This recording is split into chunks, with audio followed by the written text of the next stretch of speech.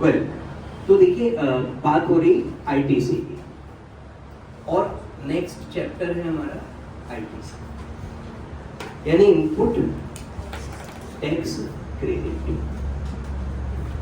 Sir देखो, input tax credit हमको allow होगा, ठीक है, अनडाउटेडली अलाउ होगा और जीएसटी का ये बेसिक थीम है। मतलब इस टैक्स में जो कहानी घूम रही है वो आईटीसी पे ही चल रही है और जो भी हम इनपुट्स लेंगे, राइट, इनपुट्स का मतलब कि जो आपका रजिस्टर्ड पर्सन है तो वो देखिए कहीं ना कहीं से कुछ गुड्स लेगा या कुछ सर्विसेज अवेल करेगा, तो उन सब पे क्रेडिट मिलेगा और उसका जो भी टैक्स है वो उसका क्रेडिट क्लेम कर सकता है from his output tax, right. अब उसमें देखिए कुछ कंडीशंस हैं जो कि मेरे को सेक्शन 16 में दी हुई है कि आईटीसी कब मिलेगी, एलिजिबिलिटी क्या है, कंडीशंस क्या है। उसके बाद 17 है, 17 नेगेटिव सेक्शन है, वो कहता है कि किन किन केसेस में आईटीसी नहीं मिलेगी। देन 18 है, उसमें है कि स्पेशल सर्कमस्टेंसेस की उन्होंने बात करी है कि कुछ विशेष परिस्थितियों में आईटीसी का क्या होगा। देन आपका 19 है जॉब वर्क के बारे में, फिर आपका 20 है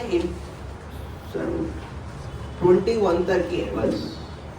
So there are a few sections, we will discuss all that one by one. देखिए, प्रारंभ इस बात से होता है कि एक हमारा रजिस्टर्ड पर्सन है, ठीक है, अब उसने इनपुट्स अवेल किए। इनपुट्स मतलब सर देखो, it can be capital goods, it can be input goods or beta it may be input service। तो तीनों चीजों का आईटीसी अलाउड होगा अगर उसने कैपिटल गुड्स खरीदे। सपोज कोई मैन्युफैक्चरर है और उसने मशीन खरीदी, जिस मशीन से वो मैन्युफैक्चरिंग करेगा तो उस मशीन की परचेज पे जो उसने जीएसटी पे किया उसका क्रेडिट मिलेगा। सर कैपिटल गुड्स है, इवन कोई सर्विस प्रोवाइडर है, मान लो एक हेयर ड्रेसर है और जीएसटी में रजिस्टर्ड है।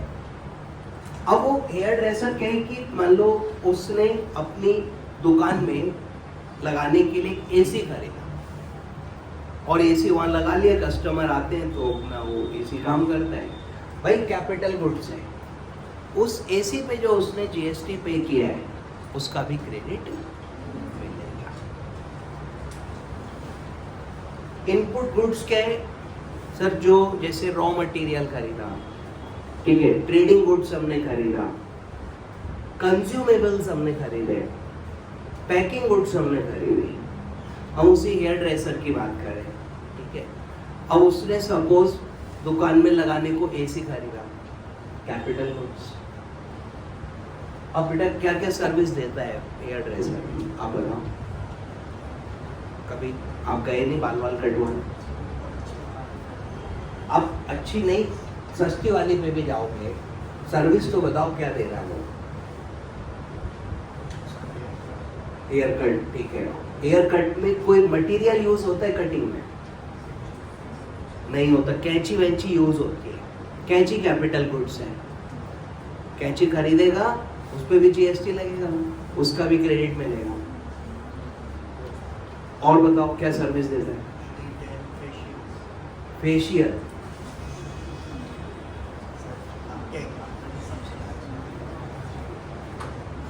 चलो अब आकाश भाई ने फेशियल कराया था, तो उसमें क्या करते हैं, वो मुंह पे ना कुछ लगा देते हैं, क्या होता है वो? सर मुझे नहीं पता, कोई मटेरियल होता है और वो उन्होंने मुंह पे पेंट कर दिया, फिर थोड़ी देर बाद उसे नोच के निकालते हैं, लाइक ऐसी कुछ होता है सिस्टम। ये वाले बच्चे ज़्यादा बता पाएंगे, कौन बताए? मत बताओ, हमें क्यों बताओगे भाई? हम एग्जाम्पल सस्ता कर लेते हैं, शेविंग करवा लेते हैं। हाँ, फेशियल में डाल रहे हो मेरे को चक्कर में यार।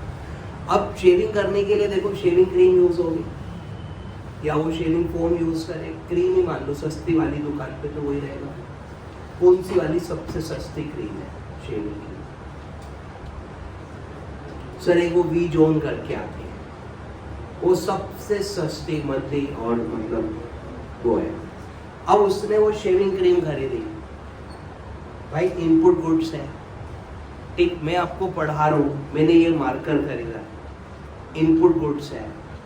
मैंने ये माइक खरीदा, कैपिटल गुड्स है। सर सिंपल है ना, ये मैं यूज के लिए खरीदा हूँ, ये कंजम्पशन के लिए खरीदा हूँ। अभी कोई ट्रेडर है, उसने पैकिंग मटेरियल खरीदा, तो उसका कोई इनपुट गुड्स हो गया। सर्विसेज लिया हमने, सर्विस कौन सा भाई? कोई भी सर्विस जो इनपुट सर्विस के रूप में, ठीक, कोई मैन्युफैक्चरर है, ट्रेडर है, एंड सिंपली उसने अपने अकाउंट्स का ऑडिट कराया, ऑडिट फीस का पेमेंट किया, ऑडिट फीस पे जीएसटी लग गया, तो उसका इनपुट सर्विस हुआ ना हो भाई, सारा क्रेडिट मिलेगा। देखो जीएसटी की जब बात हुई तो कॉन्सेप्ट ये था कि आउटपुट पे आपका टैक्स लगेगा, ठीक है। अब जितना भी आउटपुट सर बेच रहे हो, सप्लाई कर रहे हो, वो टैक्स से हो रहा है, और उसमें से आपका जो इनपुट का टैक्स है वो हम लेस कर रहे हैं। सर जीएसटी का सारांश ही इस आईटीसी में छुपा हुआ है। इनपुट टैक्स लेस कर देंगे, हमारे उसका क्रेडिट दे देंगे, आईटीसी हो गया। नहीं सर, आईटीसी वो कहते हैं सब पे मिलेगा, गुड्स पे भी मिलेगा और सर्विसेज पे भी मिलेगा। मतलब अगर ये पर्सन गुड्स बेच रहा है या सर्विसेज प्रोवाइड कर रहा है या बोथ है, तो इससे कोई मतलब नहीं है, because there is one tax on goods and services. तो आउटपुट में भले ही गुड्स है, इनपुट का तीनों अलाउड होगा, आउटपुट में भले ही सर्विसेज है, तीनों का इनपुट अलाउड होगा। तो इनपुट टैक्स गुड्स का भी मिलेगा और सर्विसेज का भी मिलेगा। इनपुट टैक्स सीमलेस होगा, मतलब उसमें कोई व्यवधान नहीं होगा, कोई बाधा नहीं होगी, सबको सबका क्रेडिट देंगे। Every person will be allowed on credit, ठीक है सर। इंस्टेंट होगा, मतलब the moment you get some input supply you are eligible for ITC. जैसे ही आप कोई इनपुट सप्लाई रिसीव करोगे, आपको उस पर आईटीसी मिल जाएगी, अभी के अभी। सर कोई आईटीसी डिनाई नहीं होगा बच्चों। With these concept GST was introduced, but जब आप सेक्शन 16 पढ़ोगे, that is eligibility and conditions when ITC will be allowed, और जब आप सेक्शन 17 पढ़ोगे, that is ineligibility, blocked credit, that is when ITC will not be allowed, तो आप देखोगे कि ये सिर्फ एक कहने वाली बात हो गई, कहीं ना कहीं सिर्फ चीजें हैं, इतना आसान नहीं किया हुआ है। कॉन्सेप्ट के साथ में एडजस्टमेंट्स हुए, कुछ चीजों को आउटसाइड जीएसटी रख लिया, आज भी उन पर टैक्स पुराने सिस्टम से लगती है। So when somebody gets those items as input.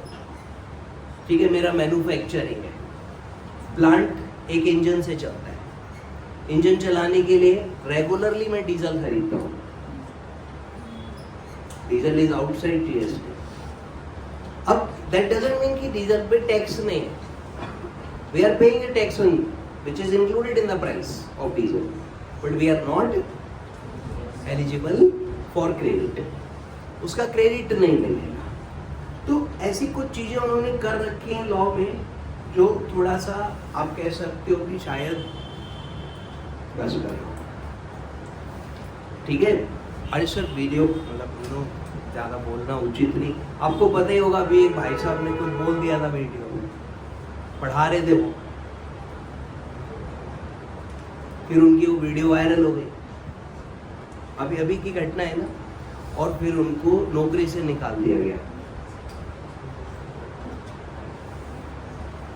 बेटा I don't want to lose my job.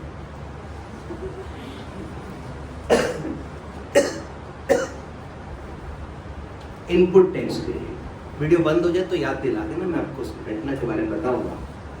Input tax credit, sir देखो कैपिटल गुड्स पे हमको इन आईटीसी मिलेगी। सिर्फ 3 चीजें इन्होंने डिफाइन की है, you just read out the book. Capital goods, capital goods पे पहला पैरा कैपिटल गुड्स है, दूसरा इनपुट गुड्स है। Input means any goods other than capital goods. तीसरा बेटा इनपुट सर्विस है। ठीक है, तो तीनों पे क्रेडिट की एलिजिबिलिटी है, मैं भी ये तो कह रहा हूँ। तो capital goods means the value is capitalised in the books of account of the person claiming ITC used or intended to be used in the course or furtherance of business। तो कैपिटल गुड्स में देखो, एक तो capitalised होना चाहिए इन books of account, और दूसरा देखो यूज्ड इन बिजनेस होना चाहिए, यूज्ड इन बिजनेस और फर्दरेंस ऑफ। सर ये तो हम पहले भी पढ़े थे, सप्लाई की डेफिनेशन में भी ये पॉइंट था कि सप्लाई सिर्फ वही है जो फर्दरेंस ऑफ बिजनेस या बिजनेस के कोर्स में, पर्सनल लेवल पे कोई सप्लाई है तो वो कवर नहीं होती चीजें। तो बच्चों कैपिटलाइज्ड मीन्स कि बुक्स में that asset must have been recorded as fixed asset, उसको फिक्स्ड एसेट के रूप में रिकॉर्ड किया गया हो। सर 1 मिनट फिक्स्ड एसेट पे मैं बात करता हूँ आपसे। बैलेंस शीट हम लोग बच्चों कैसे बनाते हैं?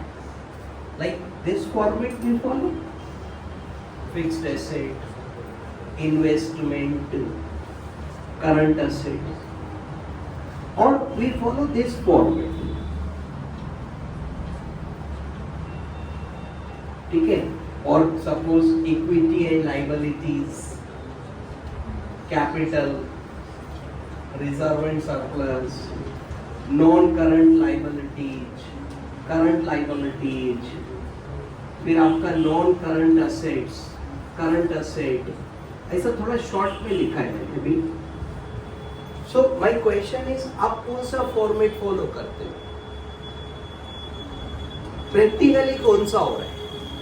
लोग ऑफिसेस में कौन सा फॉर्मेट यूज कर रहे हैं? I am talking about proprietorship, partnership, HUF. Company में तो देखो शेड्यूल 3 लगेगा, फिर तो यही जाओगे। नॉन कॉर्पोरेट पे कौन सा यूज कर रहे हो? नॉन कॉर्पोरेट, हाँ भाई डायरेक्ट एंट्री बताओ बेटा, ऊपर वाला। आपको पता है latest development, ICAI has pronounced one guidance note और कहते हैं इनाचोल पे। सर मना कर दिया, और ये फॉर्मेट उन्होंने सिरे से उड़ा दिया, बोले ये क्या कर रहे हो, what are you doing? For non corporate entities we have to follow this format. They have notified this, और सर अभी 125 पेज का गाइडेंस नोट इशू किया है। कि आपको किस प्रकार से प्रोप्राइटरशिप, पार्टनरशिप का बैलेंस शीट इस फॉर्मेट में बनाना है। सर यहाँ पे ये 2 कॉलम्स किस बात के? Current year and previous year, and this will be applicable from next year. इस साल ये रिकमेंडेटरी है, so right now in offices we can use this for 31st March 23 balance sheet, but for 31st March 24 this is going to be mandatory. Okay, so this is a great change, एक बहुत बड़ा बदलाव है ये, और आपको ऐसे मौके पे सीए करने का अवसर मिला कि आपके सामने ये चेंजेस हो रहे हैं। आप आगे आने वाली जनरेशन्स को कहानियाँ सुनाओगे कि पहले हम ऐसे बनाते थे, अब ऐसे बनता है। बच्चे इस बैलेंस शीट को ऐसे देखेंगे जैसे आज कोई वायर वाले फ़ोन के बारे में बात करें कि फ़ोन का पहले तार होता था। सर कौन भरोसा करेगा? एनीवे बच्चों, will this impact our exams also? So definitely वो फॉर्मेट हमको टोटली डिसकंटिन्यू करना पड़ेगा। अरे सर जब चल ही नहीं रहा तो एग्जाम में कहाँ से चल जाएगा वो? अब आप पूछोगे बीकॉम में क्या करना है, उनको जब पता लगेगी they will change their syllabus. और सर तो अभी क्या है कि बुक्स में कैपिटलाइज करना है, माने उस एसेट को बुक्स में एज कैपिटल एसेट दिखाओगे, फिक्स एसेट दिखाओगे। फिक्स एसेट तो टर्म ही खत्म हो गया, बुक्स में उसको you will record as property plant and equipment. मतलब फिक्स एसेट बेटा अभी यही मान लो यार, कैपिटलाइज। और बिजनेस में देखो यूज होना चाहिए। सर 2 बातें यहाँ इस सेकंड वाले पॉइंट में, एक तो बिजनेस या उसके फर्दर मतलब बिजनेस से रिलेटेड हो, दूसरा यूज हो, यूज। सर इसको बिजनेस में मैं यूज कर रहा हूँ, it is being used. Even ये फोन से मैंने रिकॉर्डिंग किया तो this phone is also being used in the course of business. ये भी बिजनेस में यूज हो रहा है। ये यूज नहीं हो रहा है, ये कंज्यूम हो रहा है, ये इनपुट गुड्स। सर लेकिन इसका कंडीशन क्या है कि मैं अपनी बुक्स में इसको फिक्स्ड एसेट में डाल के लाऊं, कैपिटलाइज करूँ। और बिजनेस, ठीक है, अगर बिजनेस से रिलेटेड नहीं है you can not claim the ITC, ठीक है। अब देखो ये कंडीशन ना, ये वाली यहाँ भी रखूंगा, यहाँ भी रखूंगा, बिजनेस से रिलेटेड तो होना चाहिए। यूज हटा दूंगा या कंजम्पशन और सेल की बात करने लग जाऊंगा यहाँ पे, सर बिजनेस से जोड़ दूंगा, लेकिन बिजनेस से तो जुड़ना चाहिए ना। अब सपोज ही सर मैन्युफैक्चरर है, ट्रेडर है, उसकी दुकान है और उसने अपने घर पे एक एसी लगाया, टेक्निकली आईटीसी नहीं मिलेगा क्योंकि वो एसी घर पे लगा हुआ है, बिजनेस से वो लेना देना नहीं दोबारा। लेकिन उसने क्या करा कि जब एसी खरीदा तो सेलर से बिल अपने बिजनेस के नाम बनवा लिया, जो उसकी दुकान का नाम था उस नाम से बिल बनवा लिया, और उस बिल पे उसने अपना जीएसटी नंबर भी डलवा लिया। और बच्चों बुक्स में एंट्री भी कर लाया, ड्राइंग्स थी लेकिन ड्राइंग्स की एंट्री नहीं करी, बुक्स में उस एसी को उन्होंने कैपिटलाइज कर दिया, ठीक है। और मान लो 30,000 का एसी खरीदा, एसी 30,000, इस पे जीएसटी कितना है भैया? 28 होगा बेटा, एसी है। एसी तो सबसे लग्जरी आइटम है according to government of India. तो 30,000 में 28%, 8400, 8400, 38,400 पे करें इनने बेटा, बोलो हाँ। बुक्स में एसी एंट्री डाल ली और आईटीसी क्लेम कर लिया, कर सकते हैं। एज पर लॉ हम नहीं कर सकते क्योंकि बिजनेस में यूज नहीं हो रहा, फर्दरेंस नहीं है, लेकिन लोग ऐसा करते होंगे। तो let us leave that to their honesty. हम क्यों किसी के लिए कुछ करें, तो शायद ही कोई करता हो बेटा। एक छोटा सा प्रश्न, इनकम टैक्स में अब डेप्रिसिएशन मैं किस अमाउंट पर क्लेम करूंगा? देखो बुक्स में मैंने ये दिखा रखा है बिजनेस में यूज हो रहा, तो इधर तो मैं आईटीसी ले गया और उधर इनकम टैक्स में I will claim depreciation. My simple question to you, इस अमाउंट पर डेप लगेगा या इस पर लगेगा? तो सर 30,000 पर लगेगा। 15% का रेट वहाँ स्पेसिफाइड है, तो 30 पर लगेगा क्योंकि 8400 आप क्रेडिट ले चुके हो। जो अमाउंट आप क्रेडिट ले लोगे वो कभी भी कॉस्ट का पार्ट नहीं है। We will not add that to cost. Cost is only 30,000. हाँ, if credit is not allowed due to any reason, then our cost is 38,400. Okay, done. तो देखिए कैपिटल गुड्स की कंडीशन क्या है? सर आपने पढ़ के देखा 2 लाइनें, कभी क्या लिखता है? कभी लिखते हैं capital goods means goods the value of which is capitalised in the books of account and which are used or intended to be used in the course or furtherance of business, यानी धंधे से related होनी चाहिए, use के लिए होनी चाहिए, books में कैपिटलाइज होनी चाहिए। Input means any goods other than capital goods used or intended to be used in the course or furtherance of business, ठीक है? तो इनपुट गुड्स में देखो उन्होंने क्या कह दिया कि ये भी यूज हो रही है, लेकिन किस काम से? बिजनेस में या उसके फर्दरेंस में, और ये अदर देन कैपिटल गुड्स।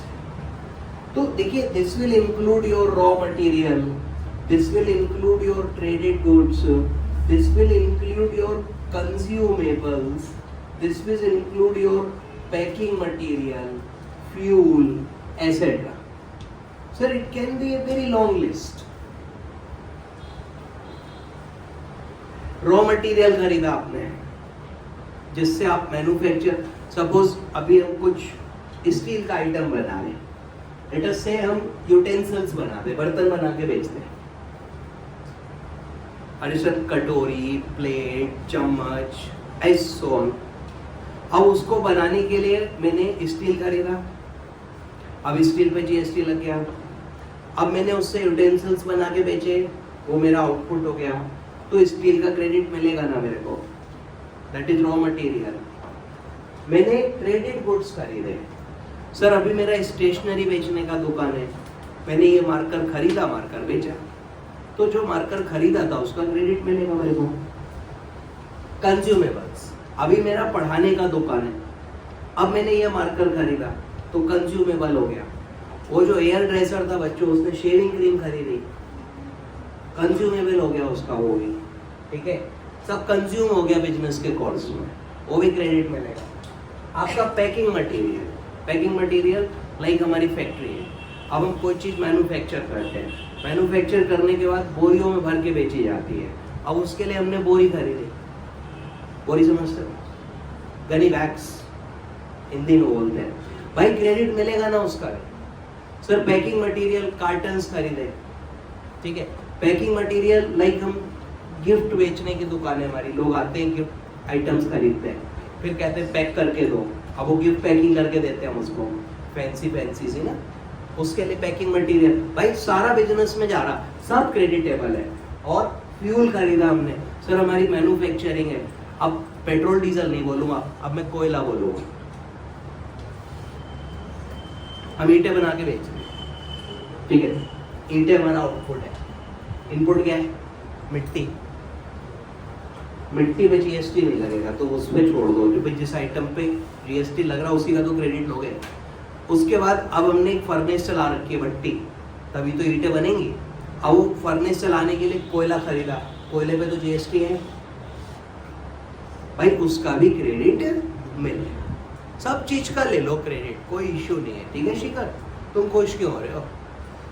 वो कह रहा सर देखो कितना अच्छा लॉ है, हर चीज का क्रेडिट मिल रहा है। भाई तुम शिखर पे बैठ के देख रहे हो, नीचे उतर के देखोगे 16-17 पढ़ोगे तो पता लगेगा क्या बवाल है।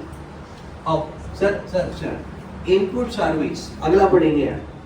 Input service means any service used और intended to be used in the course of business. ठीक है, तो बेटा ये भी कोई भी सर्विस है यूज्ड इन बिजनेस और फर्दरेंस ऑफ बिजनेस. तो देखो एक चीज कॉमन है कि जो भी इनपुट्स है they must have been acquired during the course of business or furtherance of business. अगर धंधे से रिलेटेड नहीं है तो क्रेडिट बात भी ठीक है. सर यहाँ मुझे कोई ऑब्जेक्शन कोई कुछ नहीं कहना, इट्स लॉजिकल, बिल्कुल सही है. आगे बढ़ते हैं बच्चों. अगला है एग्जेम्प्ट सप्लाई. देखो एग्जेम्प्ट सप्लाई का मतलब है इस पे टैक्स नहीं है या नील रेट है या एग्जम्प्टेड है या नॉन टैक्सेबल है. ठीक है, लेकिन इस कॉन्सेप्ट को अगर आप जीरो रेटेड के बिना पढ़ते हो तो एग्जेम्प्ट सप्लाई और बच्चों दूसरी क्या है, जीरो रेटेड सप्लाई. दूर से देखने में दोनों सेम टू सेम लगते हैं कि सर जीरो मतलब एग्जेम्प्ट, लेकिन ना फर्क है. सर एग्जेम्प्ट का मतलब है नील रेट या फिर आपका नॉन टैक्सेबल वर्ड इन्होंने लिखा है, देखिए नॉन टैक्सेबल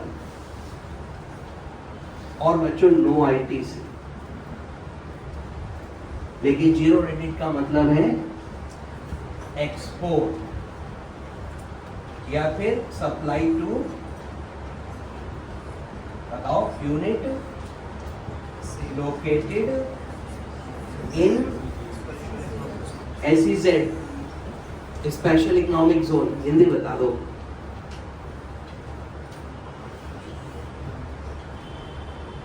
अरे विशेष आर्थिक क्षेत्र. आपने SEZ एक्ट 2000 नहीं पढ़ा था? चलो छोड़ो कोई बात नहीं. ठीक है, आपको पता है आज एक बड़े आदमी का बर्थडे है. आप लोगों ने बर्थडे विशेष नहीं दी, तो मैं उनका नाम बताता हूँ, आप 2 शब्द उनके लिए कहिएगा. ऊपर लिखेंगे, ये कट कर देंगे.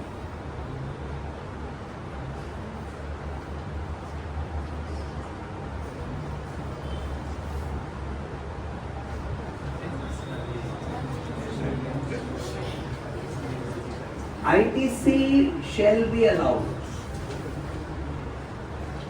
कुछ मत कहिए, ITC अलाउड होगा सर. और these people will claim refund. इनका पैसा वापस मिलेगा. ठीक है सर, आप एक्सपोर्ट का धंधा शुरू करो और सपोज करो आपने किसी चीज का एक्सपोर्ट करना है एंड लेट अस से सिंपली शुगर का एक्सपोर्ट कर रहे हो, चीनी 5% GST याद है. अब आपने सर 10,000 टन शुगर का एक्सपोर्ट कॉन्ट्रैक्ट मिला बाहर से और आपने इंडिया में डिफरेंट प्लेसेस से शुगर उठाई, अलग अलग फैक्ट्रीज में बात करी, जहाँ पे जितना मिल गया उठा लिया. 10,000 ton is 1 lakh quintal. Sir आपने पूरे इंडिया में से शुगर इकट्ठा करा, एक शिप में लोड करा, जय माता दी, शिप चल गया, एक्सपोर्ट हो गई. अब समझो, जो आपने चीनी खरीदी उस पे you paid GST to all your suppliers, और जो आपने एक्सपोर्ट करा दैट इज जीरो रेटेड, उस पर कोई टैक्स नहीं है और आपको उस चीनी पे टैक्स की एग्जम्पशन मिलेगी, मतलब ITC मिलेगी जो आपने पीछे खरीदी हुई है परचेज वाली. तो sir there will be huge amount.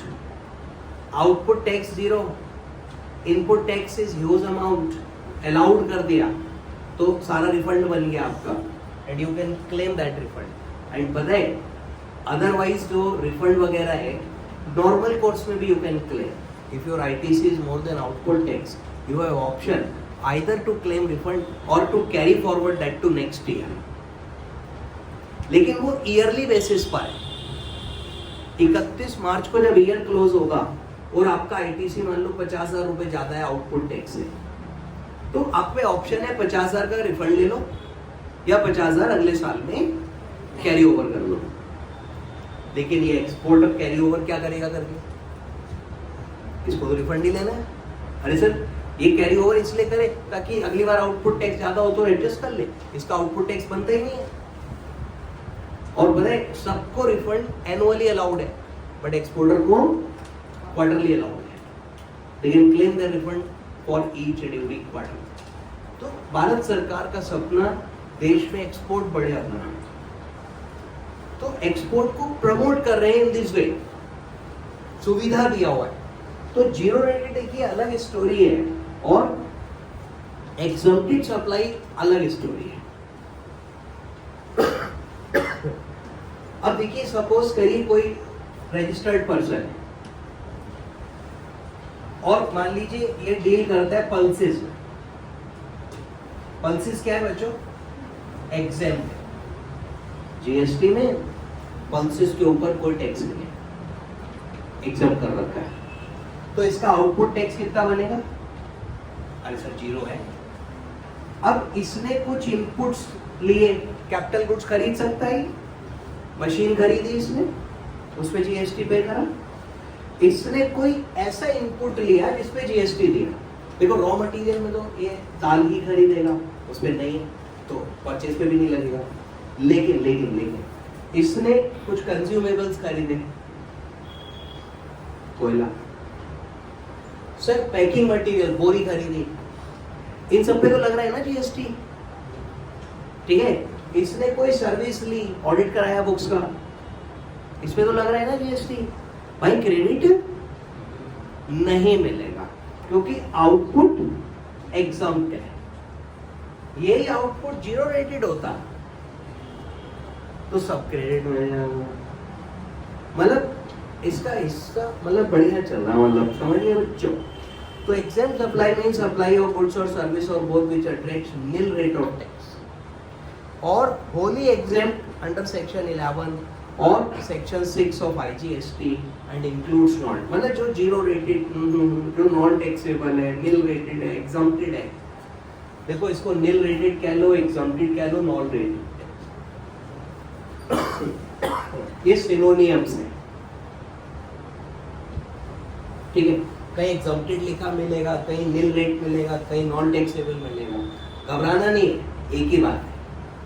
और जहां जीरो रेटेड मिलेगा, देखो इसका कोई सिनोनियम नहीं दिया मैंने आपको, इसका एक ही नाम है जीरो रेटेड, जो कि दो केस में बताया, एक्सपोर्ट और supply to unit located in special economic zone.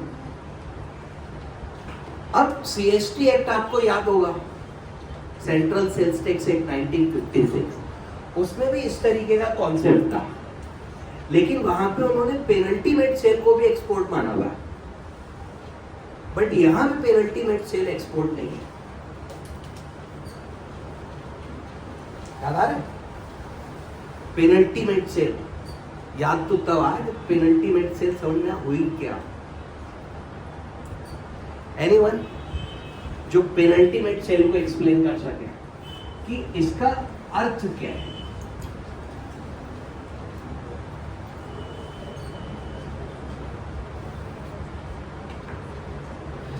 देखो आप लोग सीए स्टूडेंट्स, तो काफी सारा मैं मान के चलता हूँ आपको आता होगा, आप पढ़ते होगे इधर उधर से, और नहीं भी आता होगा तो आप अपना कॉमन सेंस अप्लाई करके चीजों का मीनिंग निकालने की कोशिश करते हो।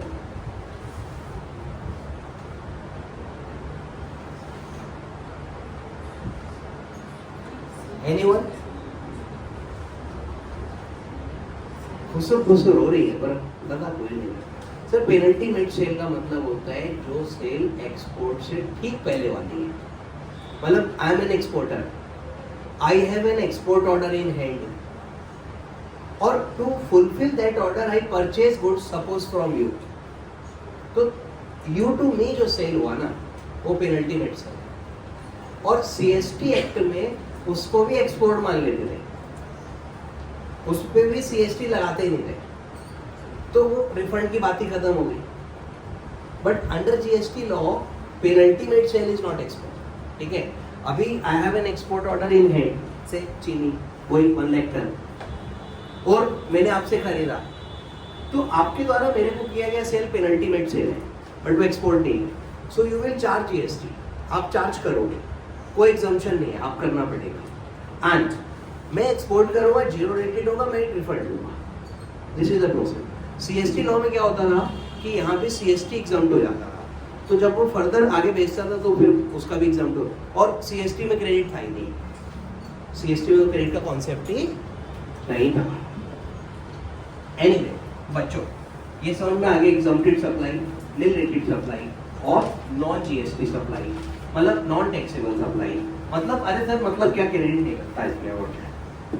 चल सर नीचे देखो, मंडी नीचे करो, और कह रहे हैं एग्जाम सप्लाई का मतलब है मींस सप्लाई अट्रैक्टिंग निल रेट, एक supply wholly exempt under CGST और आईजीएसटी, और एंड इंक्लूड्स नॉन टैक्सेबल। अरे सर वही है, निल रेट कह लो, एग्जाम्प्ट कह लो, नॉन टैक्सेबल कह लो, तीनों बातों का एक ही मतलब है, और वो हो गया। अब नीचे आओ और देखो जीरो रेटेड दिया हुआ है। जीरो रेटेड में दो बातें ली है। नंबर 1, एक्सपोर्ट ऑफ गुड्स और सर्विस और गुड्स, ये जीरो रेटेड है, इस पर नील रेट नहीं है, इस पर जीरो रेट है। मतलब when you are exporting the goods, देखो नील रेट या नॉन टैक्सेबल या एग्जम्प्ट आइटम वाइज होगा, जैसे पल्सेस आर एग्जम्प्ट। एक्सपोर्ट में आइटम का नाम थोड़ी ले रहा हूं मैं। Export can be of anything. आप स्टील बेच रहे हो, आप कार बेच रहे हो, आप आईटी सर्विसेज प्रोवाइड कर रहे हो, सब एक्सपोर्ट हो सकता है। आइटम नहीं है, उसका नेचर है एक्सपोर्ट। और nil rated, zero rate, sorry nil rated या एग्जाम्प्ट जब मैं कह रहा हूँ तो मैं आइटम का नाम ले रहा हूँ, ये भी एक बहुत बड़ा डिफरेंस है। तो ये सप्लाई है एक्सपोर्ट ऑफ गुड्स और सर्विस और बोथ। नीचे देखो, सप्लाई ऑफ गुड्स और सर्विस और both to special economic zone. Sir special economic zone का जो डेवलपर है या unit located in special economic zone है बच्चों, इसको भी हम एक्सपोर्ट ट्रीट करते हैं, स्पेशल इकोनॉमिक जोन्स, ठीक है, SEZ। तो अभी लाइक जैसे आपने इंडिया का मैप बनाया,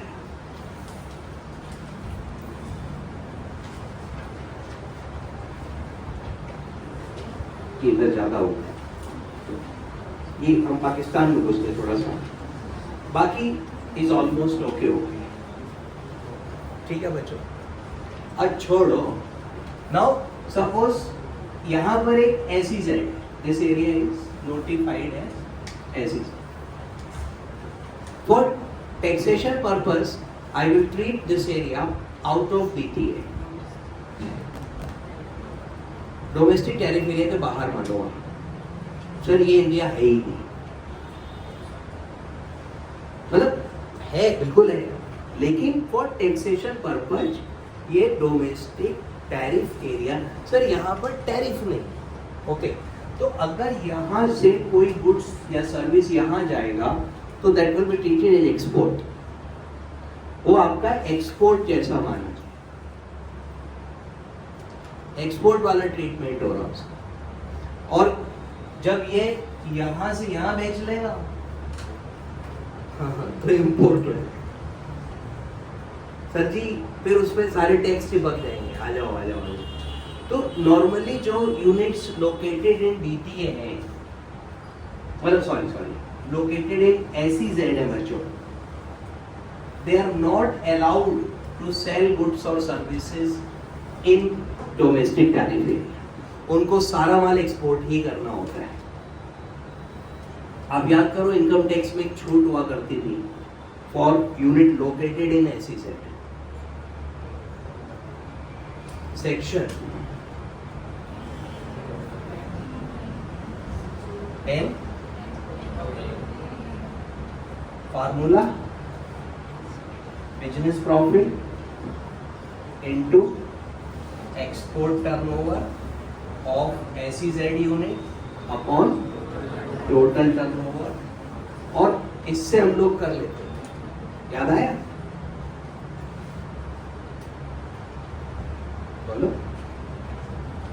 मत बोलो, क्या हुआ था सुबह? आप लेट कैसे हो गए आज? चल कोई नहीं सर, कुछ बातें वीडियो में राज ही रहे तो बेहतर है, इससे ऊपर बात नहीं करनी है। तो आइए सर, जीरो रेटेड देखा आपने। On the next page you will find the diagram where zero rated have explain first export of goods and service, second Supply of goods and service to specific economic zone developer or SEZ unit. ठीक है, ऐसे चिल्ला चिल्ला के ये बता रहे हैं हम, आगे बढ़िए। अब देखिए गुड्स, गुड्स में बेटा दो प्रकार की हो गई, कैपिटल गुड्स और इनपुट गुड्स, और सर्विसेज इनपुट सर्विसेज। तो कैपिटल गुड्स का मतलब जो बुक्स में कैपिटलाइज और रखी, इनपुट गुड्स का मतलब goods other than capital goods, service का मतलब सर्विस, और यूज्ड और intended to be used in the course or furtherance of business is common in all the 3 points. Next देखिए इनपुट टैक्स।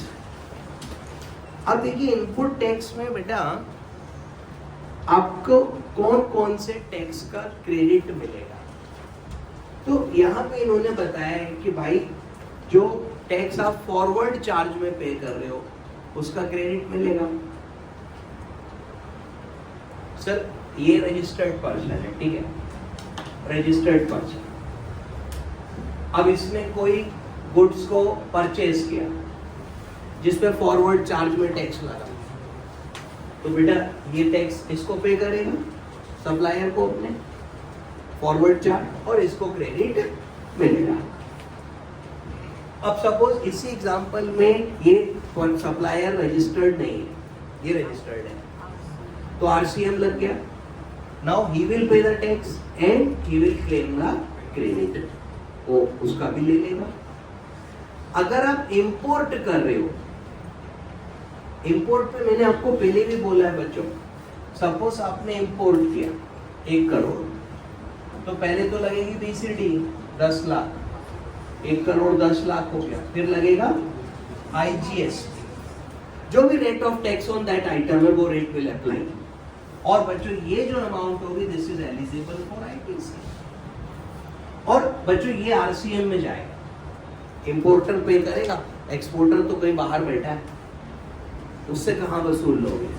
तो जब इंपोर्ट आप करोगे तो जो इनपुट के ऊपर टैक्स है आईजीएसटी वो भी आप दोगे, दैट इज आरसीएम। और कैश में पे होता है RCM, you know very well, और उसका आपको क्रेडिट भी मिलेगा। आरसीएम दे रहे हैं ना हम लोग। सर लास्ट वाला देखिए इन्होंने मना करा, ये क्या आइटम है? ये है बच्चों कंपोजिशन टैक्स। कंपोजिशन याद है सेक्शन 10 होता था, कंडीशन ये थी कि कंपोजिशन वाले को क्रेडिट नहीं मिलेगा। If I have opted for composition scheme, अगर ये वाला बंदा कंपोजिशन लिए बैठा है तो ये सब खत्म हो गया, कुछ है ही नहीं, भाग जाए यहाँ से। और बच्चों अगर ये कंपोजिशन लिए बैठा है और आगे जिसको सेल कर रहा, सर यहाँ पे चेन ब्रेक हो गई, कंपोजिशन में चेन सर ब्रेक हो गई, मतलब जो जीएसटी की चेन चल रही थी ना, A to B, B to C, C to D, वो बहुत बड़ा प्रॉब्लम है सर। केलकर साहब कह के गए थे ये काम मत करना। सर पूरी ट्रांसपेरेंसी, पूरी ट्रेल चाहिए थी, किसने किसको सप्लाई किया, और यहाँ पे आप ये कंपोजिशन जैसा बना लोगे तो this is like a black hole. मैंने आपसे पहले सर पता ही नहीं लग रहा गुड्स कहाँ चली गई। लेकिन यू नो कि भारत एक बहुत डाइवर्सिटी वाला देश है, हर चीज में डाइवर्सिटी है, तो आप एक जैसे रूल सबके लिए कभी नहीं रख सकते, आपको अलग अलग करना पड़ेगा चीजों को sir, because of high diversity. ठीक है, नहीं हमारी क्लास में मान लो डाइवर्सिटी होती है नहीं ज्यादा, ऑलमोस्ट बिल्कुल नहीं। अब डाइवर्सिटी कैसे होती? अब मान लो कुछ बच्चे ऐसे हैं जो अभी 10th 12th पास करके आए, जस्ट 10th ही पास करके आए, ज्यादा हो गई बेटा। कुछ ऐसे हैं जो आप जैसे हाईली एजुकेटेड, क्वालिफाइड, इंटेलिजेंट है। सर एज का डाइवर्सिटी है, कोई 12-15 साल वाला भी है और कोई 60 साल वाला भी है। अब मेरे लिए भी मुश्किल हो जाता डांटना, सर मैं क्या ही बोलूँ। आप लोगों को तो मतलब फिर भी मन करता है तो चलो कुछ कह लो, कोई बात नहीं, छोटे हैं, इट्स ओके। अब कोई बुजुर्ग आदमी बैठा तो उसको थोड़ी क्यों बेटा होमवर्क कहाँ है तुम्हारा, आप इस टोन में नहीं पूछ सकते। डाइवर्सिटी होगी तो हमको भी रूल्स डिफरेंट करने पड़ेंगे। तो अब स्मॉल ट्रेडर्स हैं, छोटे छोटे सप्लायर्स हैं, they are not able to maintain proper books, not able to follow the regular law, तो उनको एक स्कीम दे आर कंपोजिशन करके। लेकिन कंपोजिशन वाले का सर आपको अच्छे से पता है कि ना तो कंपोजिशन वाला क्रेडिट क्लेम करेगा और ना ही वह व्यक्ति क्रेडिट क्लेम करेगा जिसको हम कंपोजिशन वाला सप्लाई कर रहे हैं, बराबर है। तो ये वाला डायग्राम आपने देखा बच्चों, आप फॉरवर्ड चार्ज का आईटीसी लो, बिल्कुल लो, कोई दिक्कत नहीं है। आप रिवर्स चार्ज का आईटीसी लो, बिल्कुल लो बेटा, वो भी मिलेगा। इवन आपने जो इंपोर्ट्स किए हुए हैं और उस पर जो आईटी जीएसटी आईजीएसटी पे किया हुआ है, आपको उसका क्रेडिट भी मिलेगा।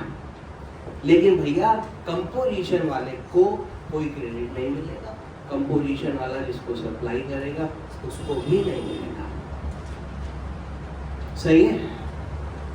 उसके नीचे देखो सर, अभी इनपुट जो टैक्स है that can be in the form of CGST, SGST, IGST and UTGST. Sir, all are creditable. सब पर क्रेडिट है, कोई दिक्कत नहीं, सीमलेस, सब पर क्रेडिट मिलेगा। हाँ बस ये ध्यान रखिएगा, CGST में से SGST अलाउड नहीं है और SGST में से CGST अलाउड नहीं है, बाकी सब एक दूसरे से अलाउड है। बाकी सब एक दूसरे से अलाउड है। चलो नीचे आए बच्चों, next comes non resident taxable person. ये कौन है बच्चों? बेटा ये है एक ऐसा व्यक्ति जो नॉन रेसिडेंट है, जिसका फिक्स्ड प्लेस ऑफ सप्लाई नहीं है लेकिन ओकेजनली सप्लाई करता है, तो नॉन रेसिडेंट टैक्सेबल पर्सन हो गया। Sir let us take an imaginary example. Imaginary इसलिए कि मान लो एक कंपनी है, एंड लेट अस से Google. Now Google has registered offices in India, तो एक मिनट को गूगल के जो ऑफिस इन इंडिया है वो हटा दो, इतना इमेजिनरी करना है। सर गूगल है, भारत में ऑफिसेज हैं, हटा दो ना, नहीं ऐसा बोल दो, बोल दिया, गुड। अब गूगल भारत में सर्विस सप्लाई कर रहा है, करता है ना, क्या क्या नहीं कर रहा सर, पैसे कमा रहा है, बिल्कुल कमा रहा है, जीएसटी लगेगा। सर मान लो आकाश भाई ने गूगल से क्लाउड सर्विस ली, इनका अपना बिजनेस है, इनको क्लाउड सर्विस चाहिए थी, गूगल क्लाउड सर्विस देता है, आकाश भाई ने बिजनेस के लिए गूगल से क्लाउड सर्विस ली। अब देखो ध्यान दो, इनका नाम क्या है? आकाश, स्काई। सर्विस कौन सी ले रहे हैं? क्लाउड। इसके बाद क्या होगा? रोज से बारिश होगी, रेन्स होगी। तो सर अब आकाश भाई ने गूगल से क्लाउड सर्विस ली, example is okay, and suppose he paid 1 lakh रुपए टू गूगल। नाउ टैक्सेबल तो है ना सर, क्यों नहीं टैक्सेबल है? Now Google is non resident, और because it became taxable in India, so I will call it non resident taxable person. बस एक छोटी सी अजम्पशन ली थी कि गूगल का भारत में कोई ऑफिस नहीं। सर वो ऑफिस है तो रेसिडेंट में ले लेंगे उसको, यहाँ पे resident non resident income tax वाला नहीं है, इधर हो या इधर नहीं, ये वाला है। तो बच्चों, non resident taxable person means any person supplying goods और सर्विस ओकेजनली, और उसका फिक्स प्लेस ऑफ बिजनेस नहीं है भारत में, ठीक है। प्रिंसिपल हो सकता है, एजेंट हो सकता है, और कोई कैपेसिटी हो सकती है, और कोई कैपेसिटी हो सकती है भाई, सही है sir. There can be number of examples of this. अभी ये तो देखो गूगल का थोड़ा रेगुलर रहता है, बहुत सारा चीजें। अभी मान लो एक फॉरेन बाउंड शिप है, शिप समझ लो। अब जो शिप है वो सपोज कर लो सर किधर से किधर लेकर, तो इधर यूरोप से लेके चलते हैं, और कहाँ लेके चलते हैं, ये रहा सर इंडिया हमारा, यहाँ पे मान लो, अब मैप बता लो, और इधर पहुंचा देते हैं। यहाँ पे कौन है, जापान। अभी ये शिप ऐसे गया, ऐसे गया, मतलब समझ गए, और सर कोलकाता पोर्ट से होता हुआ गया। अब वहां से हो सकता है उसने गुड्स उठाए कोलकाता, या गुड्स गिराए, पैसेंजर उठाए, पैसेंजर गिराए, जीएसटी लगेगा। सर तुम इंडिया आए क्यों? अब वो कह रहा है कि भाई हमें तो दूसरी जगह जाना है, यहाँ से आए यहाँ जाए, वो सब छोड़ो, तुमने भारत में पैसेंजर या गुड्स उठाए या गिराए, ठीक है, टैक्स तो देना पड़ेगा, इनकम टैक्स भी लगेगा, जीएसटी भी लगेगा। एक्सपोर्ट क्या हुआ बेटा, गुड्स एक्सपोर्ट हो रहा है तो गुड्स के ऊपर टैक्स नहीं है, but any service in related that they are do is not export. वो एक्सपोर्ट थोड़ी है, आप शिप थोड़ी एक्सपोर्ट कर रहे हो, या शिप वाले को जो भाड़ा दे रहे हो वो थोड़ी एक्सपोर्ट है। आपने गुड्स कलकत्ता वाले ने भेजे जापान, ठीक है, इसी शिप से भेजे, तो वो तो एक्सपोर्ट हो गया गुड्स का, जीरो रेटेड हो गया। अब इस शिप को इसी कलकत्ता की कंपनी ने भाड़ा दिया, वो भाड़ा एक्सपोर्ट थोड़ी है, वो जीरो रेटेड नहीं है बेटा, उस पर टैक्स लगेगा।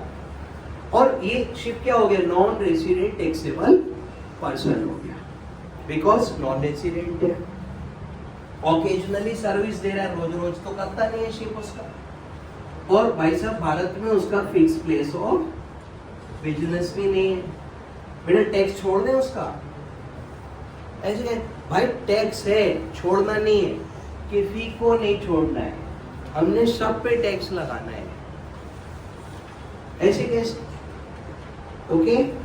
चलिए तो बच्चों ये भी हो गया। कन्वेंस, कन्वेंस में देखो, कन्वेंस में क्या इंक्लूड होगा, अरे सर हवा वाला इंक्लूड होगा, हवाई जहाज कहते हैं शायद, पानी वाला इंक्लूड होगा बेटा, शिप या वेसल कहते हैं उसको, और सड़क वाला इंक्लूड होगा, ट्रक ट्रक होता है बेटा, और सर ट्रक की जगह बैलगाड़ी में ले गए गुड्स,